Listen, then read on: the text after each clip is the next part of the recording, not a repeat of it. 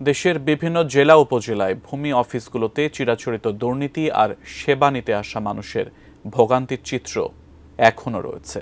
তবে ৫ আগস্টের পট পরিবর্তনের পর পরিস্থিতি কিছুটা উন্নতি হয়েছে বলে জানিয়েছেন সেবাগ্রহীতারা। সাম্প্রতিক অভ্যুত্থানের সময় কোনো কোনো ভূমি অফিস ভাঙচুর, অগ্নিসংযোগের শিকার হওয়ায় সব সেবা পেতে বেগ পেতে হচ্ছে অনেককেই।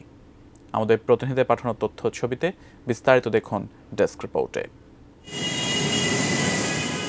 চট্টগ্রাম মহানগরীতে সবচেয়ে বড় ভূমি অফিস চাঁদগাঁওয়ে।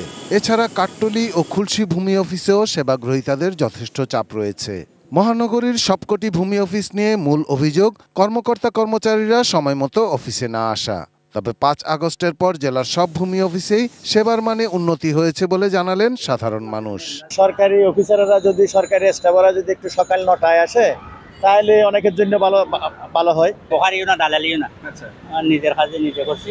ঢাকার সাভার উপজেলার ভূমি অফিসের চিত্র অনেকটাই পাল্টেছে। সহজে অল্প সময়ে নামজারি, খারিজ ও মিসকেসের মতো কাজগুলোর সমাধান মিলছে। তবে দুর্নীতি এখনো পুরোপুরি যায়নি বলে অভিযোগ সেবাগ্রহীতাদের। নিজে আবেদন করেছি এবং এর আগের বার এসে তফসিল অফিসে জমা দিয়ে গেছি, আর এবার এসে যে শুনানির দিন চলে আসলাম। বগুড়ার বড়গোলায় এসিল্যান্ড অফিস সাম্প্রতিক আন্দোলনের সময় পুড়িয়ে দেয়ায় মালতীনগরে অস্থায়ী কার্যালয়ে কাজ চলছে। সব রেকর্ডপত্র পুড়ে যাওয়ার অজুহাত দিয়ে কর্মকর্তারা সেবা দিতে নানা টালবাহানা করছেন বলে অভিযোগ সেবাগ্রহীতাদের।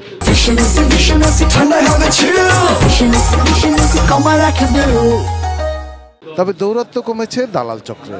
সবকিছু পুড়ে গেছে, এটা আমরা জানি। যাদের কাগজপাতি ওখানে রাখা ছিল বা যারা কাগজ নিতে যাচ্ছে তারা হয়রানি শিকার হচ্ছে। সিরাজগঞ্জে উপজেলা, ইউনিয়ন ও পৌর ভূমি অফিসে সেবা নিয়ে মিশ্র প্রতিক্রিয়া রয়েছে।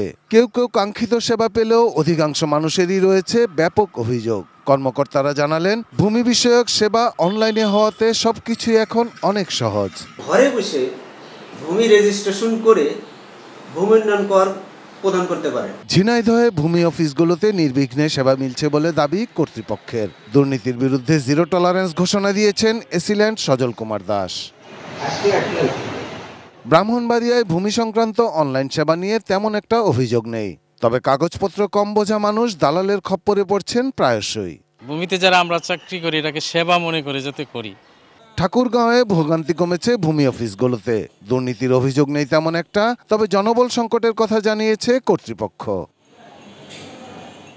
গোপালগঞ্জ সদর ও পৌরসভা সহ জেলার সব ভূমি অফিসে সেবার মান বেড়েছে, কমেছে ভোগান্তি। Shahidul Rana, desk report, ATN news.